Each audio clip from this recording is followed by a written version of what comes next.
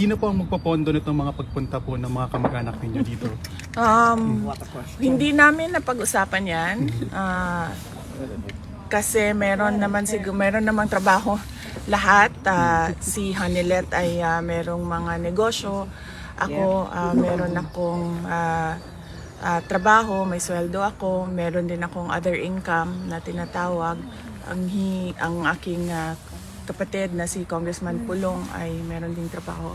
And meron ding sweldo si Mayor Baste. So hindi namin napapag-usapan yung pera. So ang tawag sa amin ay KKB. Kanya-kanyang bayan. Willing kami buong Kanya-kanyang Pilipinas bayan. ang buong mundo tumulong. May pera nga kami. Yun din po ang Willing kami napag-usapan. buong mundo, ma'am. Napag-usapan namin magkakapatid na